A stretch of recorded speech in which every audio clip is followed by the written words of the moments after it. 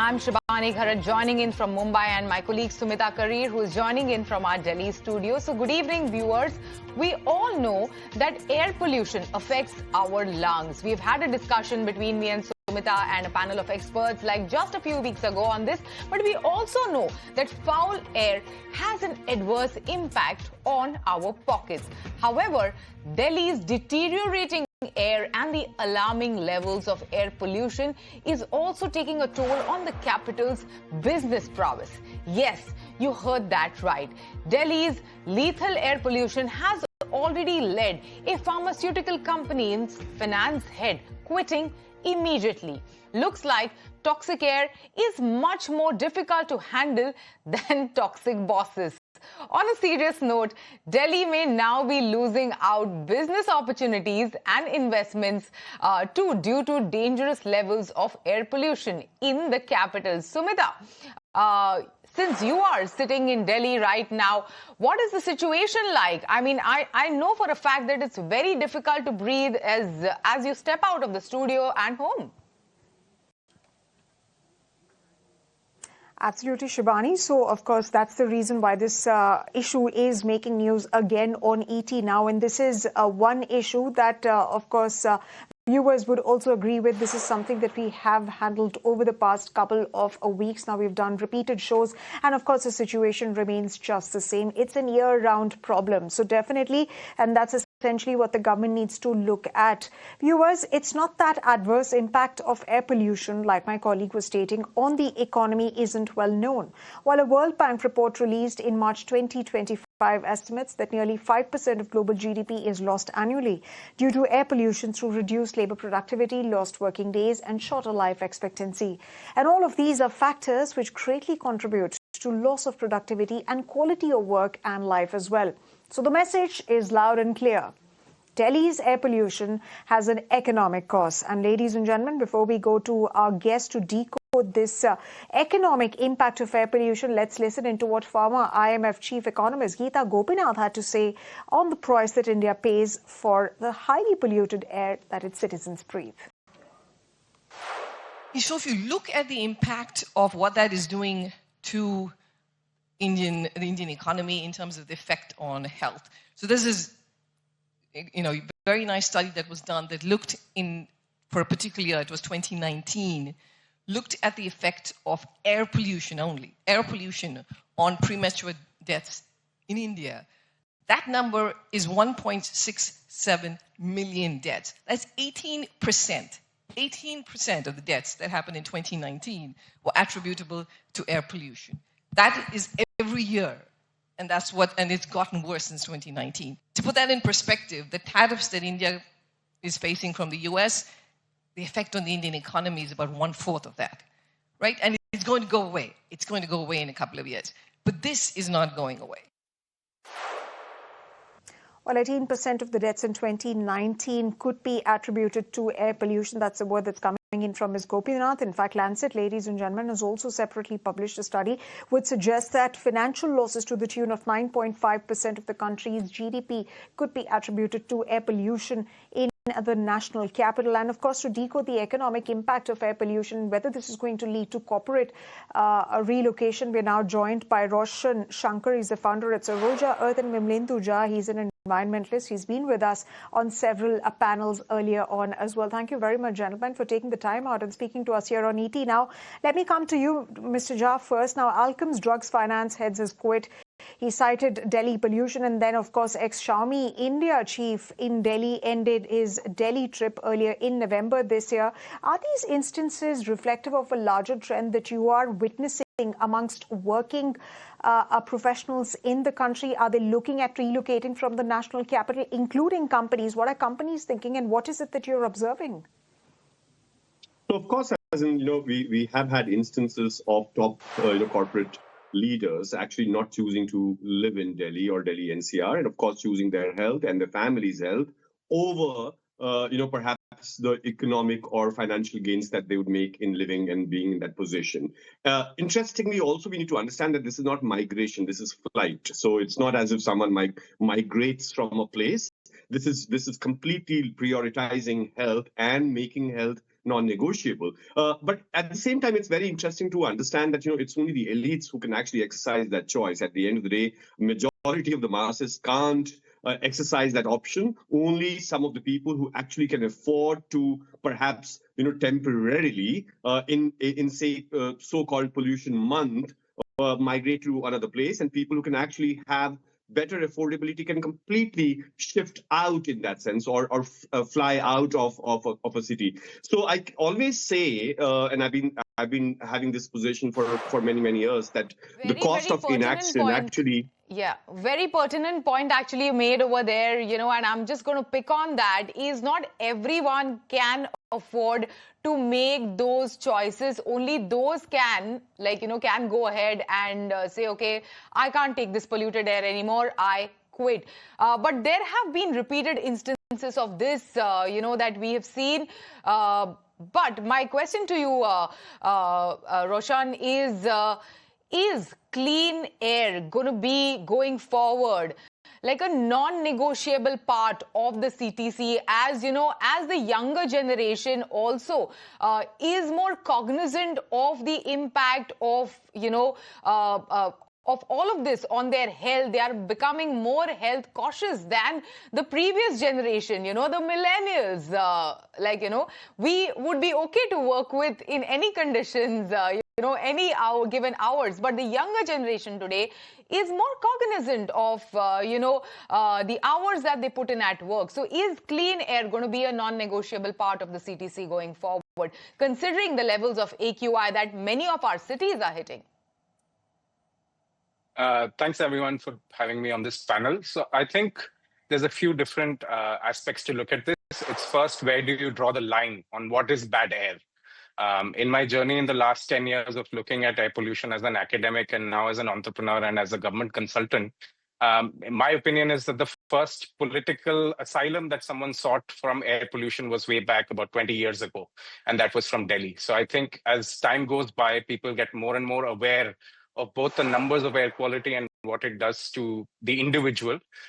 This will keep increasing. And as Vimlendu rightly pointed out, people who can exercise this option, whether it is to migrate within the country during the winter months, migrate out of the country, the jobs that are at a certain wage index, of course, the power law works, and anyone earning a large amount will make the choice of working in a smaller city if they can, away from the air pollution if they can. So I'm personally seeing a lot of people move away from Delhi. So researchers that used to work with me at IIT Delhi end up choosing IIT Bombay, even though Bombay is pretty bad in itself as well.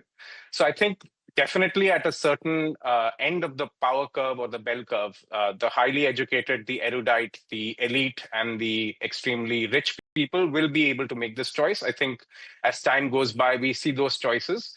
I am hopeful that younger people will make this both a political as well as a societal choice, just as probably the Gen Z is drinking much less and smoking much less than the millennials, as you said, and millennials are probably okay with a lot of personal choices as well. I hope that what they put in their body through the ambient air and ambient water is also something that they're able to negotiate out. I'm sure it's already a useful sort of bells and whistle that certain organizations sort of perpetuate. Right. So there's a few universities in India, in Dehradun, in Nainital, in Shimla, which are already branding themselves as having the cleanest air campus. So it will become a feature, but how does it become a feature for everyone and not just a few is the question that we must think about. Absolutely, Mr. Shankar. While universities may be undertaking that, it's high time that it became an election issue as well, because only when it becomes an election issue that our politicians are going to act upon it. However, there are some GRAP 4 measures that are currently in place, but those measures have to be year-round measures and not just, has to be done and implemented every November when, of course, winter sets in and we see pollution levels soar through the sky. But let me ask you one more question, Mr. Shankar, and then we'll come to you, Mr. Vimlendu Jha. Would persistent pollution become a non-tariff barriers for companies that are looking at investing long-term capital in the country, given the fact that we are inviting a lot of investors? But do you think this is going to be a non-tariff barriers and an important consideration for companies that are looking at investing in the country from other parts of the world? So I think air pollution is a wicked problem. It's a complex problem. And when we systematically keep getting worse over the years, it shows that now, whether you blame the government for it, I think state, market, society, academia, and media are all in some ways responsible for the state that we're in. I think it shows to foreign investors, anyone who's trying to do business with India, that the country can't get its act together in being able to think about a proper problem thoughtfully, create a plan that's long run thoughtfully, and also implement it. So I think there's some adjacencies which come through when we see that air pollution keeps getting worse while China improves. So I think that's definitely an issue. The second is a lot of companies will find a market here, but they may not make the trip themselves to sell their products. So just like Israel solved its water crisis, Japan solved its lithium crisis by leapfrogging to hydrogen. If India doesn't, as an economy, as the private sector, also doesn't use this as an opportunity to make solutions both at the neighborhood, at the household scale, which we see through air purifiers and a few kinds of interventions. But if you're unable to look at it systematically and work on it at all scales, from looking at district air pollution, community or neighborhood air pollution, and how to reduce that, and come up with both products and processes that can help solve the problem, someone else will do it for us. We already see a lot of different companies and their purifiers and their solutions, whether it's related to converting pollution into some kind of product or fuel or company, already flooding this place. So I'd rather say that the Indian economy, similar to somewhat what I'm trying at the small or individual level, which is working in a village in Punjab, making products and fuels out of the rice stubble that could cause air pollution, and also make a profit out of it. I think if more and more entrepreneurs and academics can see this crisis as an opportunity, we'll not have to deal with how the world looks at the air pollution here. So I think we have as they say, every crisis has an opportunity in it. The Indian economy, Indian companies, Indian industries can definitely play a role in innovating and getting us out of this problem, rather than just marinating in it and opting out of coming into Delhi. Get out of the problem. But, there's one point that I'm going to also take on what Geeta Gopinath has flagged, climate and environmental risk as a major downside to India's growth at our recently held forum. So if the pollution is shaving off the percentage of our GDP, Vimlendu, should boards start company boards start reporting these environmental disruption days, much like many, countries in the West and towards, the northern side of the West have these snowfall, heavy duty snowfall days where people stay indoors? No, so absolutely, of course. But, imagine you can't compare heavy-duty snowfall, which, of course, sometimes could be attributed to climate change in that sense, to air pollution, because air pollution is creation of a disrupted governance. And I think that when solution to polluted air is to buy an air purifier, then absolutely democracy has collapsed and consumerism has taken over. So I'm not a proponent of private solution to a public problem. And I'm also of the opinion that, cost of inaction in terms of not doing enough is higher than cost of action. In fact, when you say that GDP, the loss of GDP, if you look at the World Bank report or the Lancet report for that matter, that ranges from 3% of India's GDP to almost some studies are talking about 6 to 8% in that sense. Imagine the amount of money that we're actually losing to mortality and morbidity because of inaction on the part of our governance. And therefore, we will have to really look at it from a systemic point of view. We have to look at it from the lens of equity and justice. It is not a choice that one can exercise. And also, this is not a question of health. So when we say Gen Zs are more health conscious, this is not just about your ability to perhaps run or work out more. This is about your ability to really breathe and live, because that data that you actually presented and that is known to everyone in the government, although not to our ministers so much, that almost 1.5 million people die because of air pollution. Of course, the unfortunate part is that India's parliament and the environment minister of India actually says that no one falls ill in India or no one dies in India because of air pollution. So imagine when Mrs. Gopinath, be it, or Lancet or other researchers telling you in terms of mortality, and researchers of World Bank and academics and professionals like Roshan and others will tell you in terms of the loss to labor and loss to workforce that we have because of this. And still we have a government living in denial, and also the fact that, a lot of times we're talking about people who are migrating from Delhi NCR, but reality is that 60% of India's air is actually poor, very poor, severe or severe plus, and not just in the visible months of pollution, but perennially throughout the year. We, of course, talk about it more so in TV studios and in our drawing rooms and on the streets in the month of October, November, December, focus it mostly in India's capital in that sense. Sometimes bring economic interest, and Nikhil Kamath, walking out of an interview or whatever, the other Brian chap walking out of a podcast, that becomes a headline. But thousands of people actually dying in the hospitals, unfortunately, that does not make a headline. So great CEOs are making headlines on your channel at 8:30 of they exiting the country, but also what about 15 lakh people exiting this planet, exiting our country straight upper because of air pollution, and that should be the main concern. Mr. Jha, while your point is absolutely valid, but we here on ET now, we have done several reports. In fact, our sister channels, Times Now and Times Now Bharat, we've also done several reports as far... Right. No, but I agree with your point that perhaps the media also needs to press upon this matter even more, with even more rigor and even more force. And of course, there should be campaigns that should happen on the streets as well. We've seen several street protests, and which is why, this issue is being at least debated now. And we're seeing some sort of an intent from the government side as far as the implementation of GRAP 4 measures are concerned. And perhaps for the very first time that a union minister like Minister Nitin Gadkari accepted that when you come to Delhi, you can't even breathe properly. But it remains to be seen if this is actually being intended by the union government in terms of the kind of measures that they want to implement, and if it is indeed the relocation of companies that will force the government to deal with this pollution menace. But let me ask you one more question before we move on to you, Mr. Shankar. There are currently, like I stated, very many measures that are currently being taken by the government under GRAP 4 and PUC measures as well. But are they sufficient? And to what extent can these be strengthened so that it can become a year-round priority for the government, specifically when it comes to dealing with vehicular pollution, the number one source of pollution?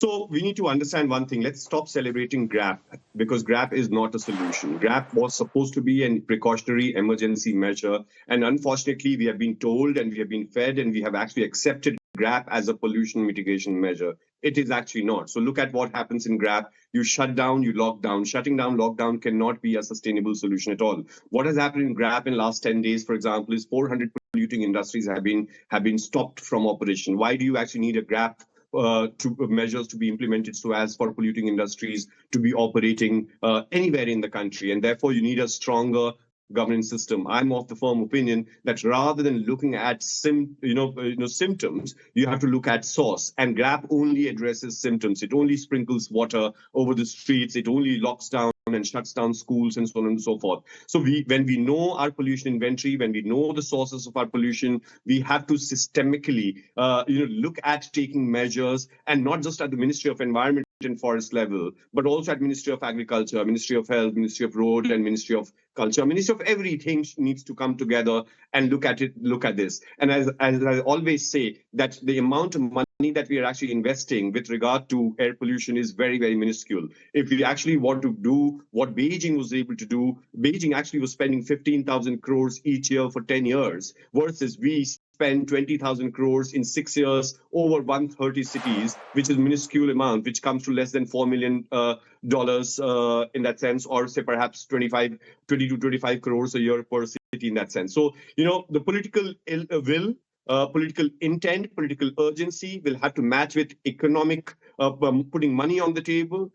Actually, I don't feel great when Nitin Gadkari complains about bad air. His role as a minister is not to complain, but to do the needful. If the road transport and the transport sector alone is contributor of 40 to 50% of pollution in India, and more so in Delhi NCR, I want the road transport minister not to talk about his ailing throat. That is not his responsibility. His accountability is not his throat, but throat and lungs of our children, and that is more important rather than crying about his throat on television. Absolutely. And as you rightly pointed out, whatever is happening is a reactive measure, and there has to be proactive effort from different ministries put together to solve this issue. My question to you, and final question to you, Mr. Shankar, is how can corporate India play a role? Because this very much impacts their business as well. You know, they have been speaking about CSR for such a long time. What kind of lobbying and what kind of pressure can corporate India also put in on some of these, ministries to actually take, proactive action to curb the level of pollution in the national capital and many other cities around the country? Sure. So I think there's a few things definitely that industries, startups, banks, and entrepreneurs can do that can usefully help solve the problem. And I'd say first, abate the problem, and then, of course, lead to what Vimlendu points out accurately is treating the source or the instead of the symptom. Large industries or power plants in the region, especially in North India and across the country, have a large balance sheet and they have very good profit after taxes. They should ensure that they comply with the Commission of Air Quality Management norms and also with the Central Pollution Control Board's norms to run their power plants better. In general, it's been seen that they don't run their electrostatic precipitators, their wet scrubbers, and their air pollution control devices very well. It won't take a significant chunk of their PAT, not more than 10% of their PAT. And you're looking at a large chunk, about 20 to 30% of the chunk of air pollution in the Gangetic Plains will definitely benefit from this step, as will the farm productivity of the farms near 100 kilometers to any given power plant. Number two, I think corporates can use their CSR money and donate it to excellent research institutions, actually get 150% tax rebate on their CSR donation, much more than the 100% that they get generally, and give it to professors who work on systematic and systemic solutions for air pollution or at any of the sources. I think the third thing that can be done is funding extremely targeted studies on certain edge cases. So we understand air pollution quite well. So Los Angeles, Beijing, Mexico City, and London can help us understand air pollution in Delhi, NCR till about 90% of the problem. The last 10% will need us to do better source apportionment. It will need us to do better targeting of gases. Chlorine and chlorine derivative compounds are an interesting angle which no one really looks at very seriously. So they can fund a lot of research, which can also lead to innovative products, which can also add to their fleet of products and services that they sell as a company themselves, and not just sell them here and across the world. So I think, in my opinion, corporate India should trust Indian entrepreneurs, Indian researchers, and especially practitioners and activists a lot more.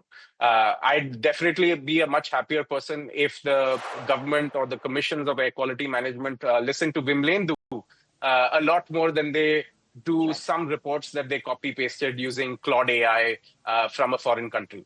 So I think if we anchor the academic and the activist at the center of thinking and doing things in society, and use engineers, scientists, innovators like us as appendages which can help solve that problem, I think definitely we'll be in a place where there's a win-win.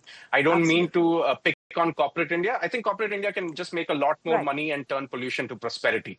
So there's a lot more green of the Gandhi green, not just the trees and the green. Plan those moves, and of course, absolutely, Mr. Shankar, corporate India can definitely come up with some of those measures, but at the end of the day, it's our policy makers who have to come up and devise long-term measures. As Mr. Jha also stated, grab measures are not enough. They cannot just simply be relied upon. And stringent measures, more stringent measures related to power plants and several other measures to curb vehicular and other sorts of pollution that needs to come in. On that note, thank you very much, gentlemen, for taking the time out and speaking to us here on ET Now. This is an issue, ladies and gentlemen, that we will consistently keep touching upon as it develops. But for the moment, it's now time for us to look at some other stories that are coming in, important ones rather, and this one's from our geoeconomic